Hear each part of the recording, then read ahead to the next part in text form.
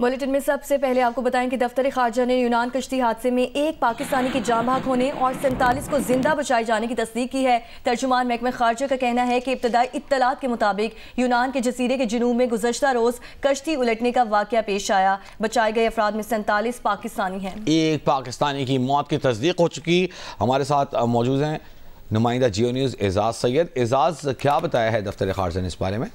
जी वजी, ये वाक़या जिस तरह कि आपको पता है कि इंटरनेशनल हेडलाइंस में आ चुका हुआ है।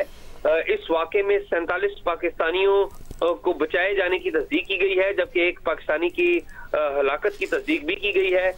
एथेंस में जो पाकिस्तानी सफारतखाना है वो हेलेनिक कोस्ट गार्ड और चानिया कोस्ट गार्ड इनसे राब्ते में है, और ये दोनों कोस्ट गार्ड जो हैं ये सर्च और रेस्क्यू ऑपरेशन में मसरूफ हैं। वजारत खारजा ने पाकिस्तानियों की सहूलत के लिए क्राइसिस मैनेजमेंट यूनिट इसको फाल कर दिया है, ताकि ज्यादा से ज्यादा मालूमात जल्द से जल्द उनके अहले खाना तक पहुंचे। और साथ ही साथ वजारत खारजा ने एक टेलीफोन नंबर और एक ईमेल भी दिया है, और टेलीफोन नंबर 05192078887 05192078887 दिया गया है कि अगर नंबर आराम से दोहरा दें एजाज, नंबर आराम से हमारे नाज़रीन के लिए दोहरा दें। वजी बहुत शुक्रिया। ये टेलीफोन नंबर है जो लापता हुए हैं पाकिस्तानी यूनान कश्ती हादसे में, उनके लिए जो मालूमात लेना चाहते हैं लवाहिकीन 05192078887। मैं दोबारा रिपीट करता हूं 05192078887। अच्छा एजाज, सॉरी आपको यहाँ हम इंटरप्ट कर रहे हैं, उसके लिए माजरत, लेकिन एक सवाल हमारे जहन में है। बताया जा रहा है कि आज इतवार है, गुज़िश्ता रोज़ हफ्ते की रात यानी कि जुमे और हफ्ते की दरमियानी रात दो वाक़यात पेश आए हैं। एक नहीं, दो कश्तियाँ हैं जो कि समंदर के नज़दीक, साहिल के नज़दीक डूब गई हैं। क्या दफ्तर खारजा ने तो एक के बारे में मालूमात दी हैं, क्या हमारे पास दूसरे की खबर है कि उनमें उस पर कितने अफराद सवार थे, कितनों को बचाया जा सका? वजी, अभी दफ्तर खारजा ने एक वाक़े की तस्दीक की है और एक वाक़े के बारे में पूरी मालूमात ली हैं, चूँकि टाइम डिफरेंस भी है पाकिस्तान का और यूनान का। और दफ्तर खारजा ने इसी वाक़े की इतलात के पेश नज़र जो क्राइसिस मैनेजमेंट यूनिट है यूनान में पाकिस्तानियों के लिए, खुसूसी तौर पे आपको पता है कि वहां पर सफारतखाने में हमारे FIA के ऑफिशियल खुसूसी तौर पे इसलिए तैनात हैं, इसीलिए इस्लामाबाद में भी एक खुसूसी डेस्क है जो इस सारे मामलात को देखता है।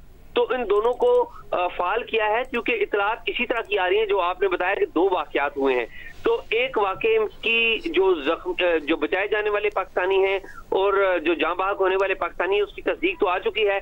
तो पाकिस्तान के वजारत खारजा ने हमें बताया है कि वो अपडेट भी देंगे, तो जो ही अपडेट आती है तो हम अपने एजाज, हम आपसे एक सवाल और करना चाहेंगे। हमने ये पहला वाक़या नहीं है, हम दुआ करते हैं कि आखिरी वाक़या हो। एक बार फिर वज़ीर आज़म, सदर, वज़ीर दाखिला एक्टिव दिखाई दे रहे हैं, लेकिन आप जानते हैं कि किस तरीके से इन कामों को रोकने के लिए स्ट्रैटेजी बनाई जा रही है, नेटवर्क्स बनाए जा रहे हैं, पकड़ने की कोशिश की जा रही है इस माफिया को जो कि ह्यूमन स्मगलिंग करती है, ह्यूमन ट्रैफिकिंग करती है?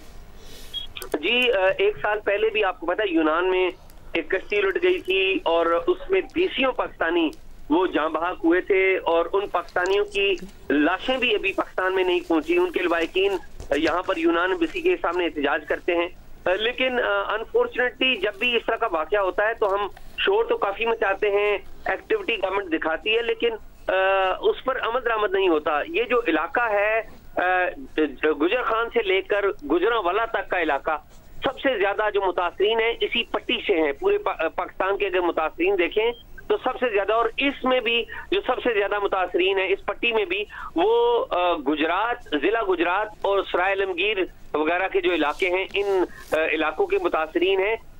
यहाँ पर इन इलाकों में एक अवेयरनेस कैंपेन की बड़ी अशद जरूरत है। यहाँ पर रोजगार के मौके की अशद जरूरत है, जो गवर्नमेंट इस पे तवज्जो नहीं दे रही, जिसकी वजह से इस तरह के वाकयात रूनुमा होते हैं। और यहाँ के लोग रजाकाराना तौर पर खुद अपनी मर्जी से जाते हैं, डोंकी लगाते हैं, गैर कानूनी जराए इस्तेमाल करते हैं, वाकयात होते हैं। ये वाकया हुआ है, इसके बाद होना तो ये चाहिए कि लोग समझें। मुझे अच्छी तरह याद है, मैं गुजरात में गया था पिछले कश्ती वाकये के। लेकिन एजाज एक मिनट हम आपको यहाँ रोकेंगे। लोग ख्वाहिश से जरूर जाते हैं, लेकिन वो ये नहीं जानते कि उन्हें किस तरह कंटेनर्स में भर कर घुसेड़ कर जानवरों की तरह ले जाया जाएगा। लेकिन जो एजेंट्स हैं, जो पैसे वसूल करते हैं यहाँ पर, फिर लीबिया में या बीच में किसी मुल्क में, उन्हें सब पता होता है और वो सिर्फ पैसों के लिए सारे काम कर रहे होते हैं, लोगों को ख्वाब दिखा रहे होते हैं। जी बिल्कुल, पैसों के लिए। देखिए, दुनिया में सबसे जो कीमती कमोडिटी है वो ह्यूमन रिसोर्स है जिसको फरोख्त किया जाता है। ये बड़ी कीमती ह्यूमन रिसोर्स को फरोख्त करते हैं लोग। और बाज़ केसेस में तो आपको पता है कि यहाँ पर लोग जाते हैं इस उम्मीद से कि वो काम करेंगे, पैसे कमाएंगे, लेकिन उनको रास्ते में मार दिया जाता है और उनके जिस्मानी अज़ा को भी आगे फरोख्त किया जाता है। लेकिन ये सारी अवेयरनेस की बातें हैं ना, ये सारी बातें बताई जानी चाहिए, मुकामी लोगों को कायल किया जाना चाहिए, क्योंकि लोग इस वाक़े से खाली अंडरस्टैंड नहीं करेंगे, लोग नहीं करते। मैं जाती तौर पे हैरान था गुजरात में जब मैं गया। ठीक है एजाज सैयद, ये भी कहिएगा कि गुजर खान, गोजरा, अगर इन शहरों की बात की जाए, जेहलम, गुजरात, तो इन इलाकों में कितने गिरोह काम कर रहे हैं? इस हवाले से एक रेड बुक मौजूद है और रेड बुक पे वांटेड जो ह्यूमन ट्रैफिकर्स हैं उनकी भी एक बड़ी तादाद है। ग्रोह आप जो FIA हुकाम है वो तो कहते हैं कि 14 से 20 के करीब ग्रोह हैं, लेकिन जो सरकारी फिगर्स हैं मैं समझता हूँ कि ये सरकारी फिगर्स ठीक नहीं है, ग्रोह इससे बहुत ज्यादा है। अच्छा एजाज, ये बताइएगा कि हमें ये तो पता है कि यहाँ से बराह रास्त यूरोप के ममालिक जाने के बजाय पहले अफ्रीकन कंट्रीज, अफ्रीकी ममालिक का, जिसमें खास तौर पर लीबिया बार बार उसका नाम आता है, उसका जिक्र आता है, तो क्या कोई लाहेबल बनाया जाता है कि किसी तरह इनको रोका जाए, समुद्री हुदूद में इनका रास्ता रोका जाए, या फिर लीबियन हुक्काम से बात की जाए, लोगों को वहाँ पकड़ा जाए? वजी ये खाली एक रूट नहीं है, लीबिया का आप एक रूट कह रहे हैं, ये खाली एक रूट नहीं है, ईरान का भी एक रूट है, टर्की का भी एक रूट है, इसके साथ साथ टर्की से आगे 2-3 मुख्तलिफ रूट्स हैं, ईरान से भी आगे 2-3 मुख्तलिफ रूट्स हैं। अब नया तरीकाकार माजी में अपनाया गया था। ठीक है एजाज, हम वापस आपकी तरफ आएंगे। 0519207887 दफ्तर खारजा ने ये हेल्पलाइन नंबर अनाउंस किया है कि अगर किसी का प्यारा इस कश्ती में मौजूद था और उसके बारे में मालूमात लेनी है तो दफ्तर खारजा से इस नंबर पर मालूमात ली जा सकती हैं।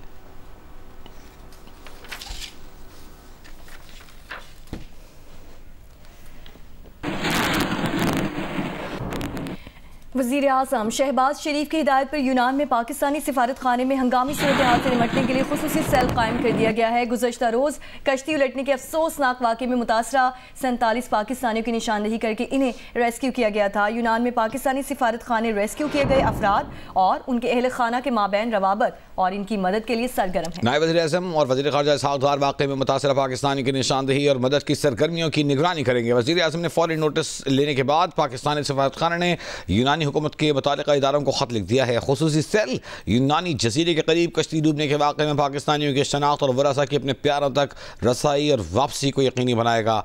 यूनान में पाकिस्तानी सिफारत खाना ने कश्ती डूबने के अफसोसनाक वाक़े में पाकिस्तानियों की शनाख्त के लिए व्हाट्सएप की सहूलत फराहम कर दी है। वज़ीर आज़म शहबाज शरीफ का कहना है कि मुश्किल की इस घड़ी में मुझ समेत पूरी कौम की हमदर्दियाँ हादसे का शिकार पाकिस्तानियों और उनके अहल खाना के साथ हैं। मासूम शहरियों को वरगला कर इंसानी स्मगलिंग के मज़मूम फेल में शरीक अनासिर को कैफर किरदार तक पहुँचाया जाएगा। मुतासर अफराद और इनके अहल खाना की हुकूमत पाकिस्तान और यूनान में पाकिस्तानी सिफारत खाना हर मुमकिन मुआवनत करेगा। यूनान में पाकिस्तानी सिफारत खाना ने कश्ती डूबने के अफसोसनाक वाक़े में पाकिस्तानियों की शनाख्त के लिए व्हाट्सएप नंबर 00306943850188 की सहूलत फराहम कर दी है। इस नंबर पर व्हाट्सएप पर रब्ता किया जा सकता है। लेबनानी नंबर है जिस पर आप बात कर सकते हैं और मैसेज कर सकते हैं, अपने प्यारों के बारे में मालूमात ले सकते हैं। जी बिल्कुल। वज़ीर आज़म शहबाज शरीफ की हिदायत पर यूनान में पाकिस्तानी सिफारत खाने में हंगामी सूरत हाल से निपटने के लिए खुसूसी सेल कायम कर दिया गया है। सेनेटर शेरी रहमान ने यूनान में तारिकीन वतन की कश्ती डूबने से पाकिस्तानियों के जाँ बहक होने पर अफसोस का इजहार किया है। उन्होंने कहा कि इंसानी स्मगलिंग के एक और वाक़े में कई कीमती जानें ज़ाया हो गई। 2023 में भी बहरा रूम में कश्ती डूबने से तकरीबन 400 पाकिस्तानी जान से गए थे। शेरी रहमान ने कहा कि इंसानी स्मगलिंग की रोकथाम के लिए मुल्जिमान को कड़ी सज़ाएं दी जाएं।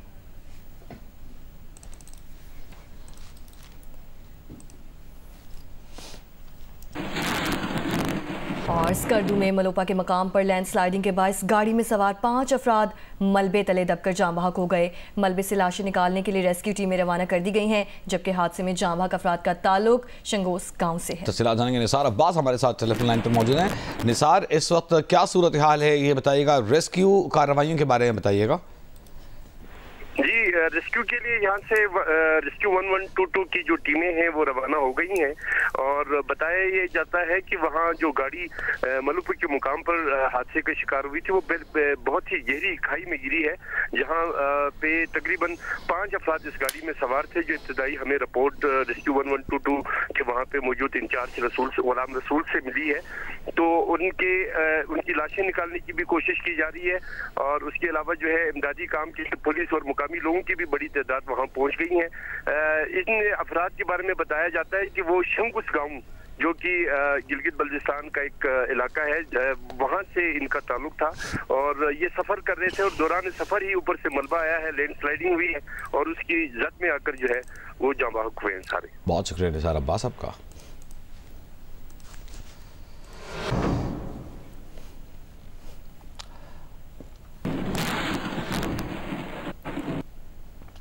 और अब मौसम की सूरत हाल पर एक नजर डालते हैं। मुल्क के बेशर इलाकों में मौसम सर्द और खुश्क है। पहाड़ी इलाकों में मज़ीद शदीद सर्द और मतला जज़वी अबरालूद है। दयामर में बाबूसर टॉप नांगा पर्वत बत्तूगाह और मेयाट वैली के पहाड़ों पर वक्फे से बर्फबारी हो रही है। महकमे मौसमियात के मुताबिक आज सबसे कम दर्जा हरारत स्कर्दू और स्टोर में -11 डिग्री सेंटीग्रेड रिकॉर्ड किया गया है। मुल्क में सर्दी की शिद्दत कहीं कम हो रही है तो कहीं बढ़ती जा रही है। गिलगित बल्तिस्तान के जिला दयामर में पहाड़ों पर बर्फबारी से सर्दी की शिद्दत में मजीद इजाफा हो गया है। स्टोर के वालाई सरहदी इलाकों से बर्फ हटाने के बाद कई रोज से बंद राब्ता सड़कें खुल गईं। महकमे मौसमियात के मुताबिक आज भी मुल्क के बेशतर इलाकों में मौसम सर्द और खुश्क। शिमाल मगरबी बलूचिस्तान में रात के औकात में चंद मकामात पर हल्की बारिश और पहाड़ों पर बर्फबारी का इम्कान है।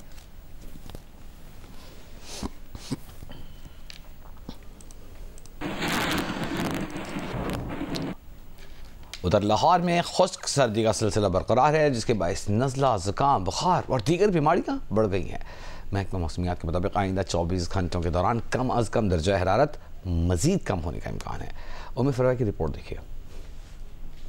जी, लाहौर में जो खुश्क सर्दी है उसका सिलसिला इसी तरह से जारी है और बारिश का फिल वक्त कोई इम्कान नहीं है, लेकिन महकमा मौसमियात के मुताबिक आइंदा 24 घंटों के दौरान कम से कम दर्जा हरारत 4 डिग्री सेंटीग्रेड तक जाने का इम्कान है और आने वाले जो हफ्ता है उसमें इसी तरह कम से कम दर्जा हरारत 4 डिग्री सेंटीग्रेड तक ही जारी रहेगा।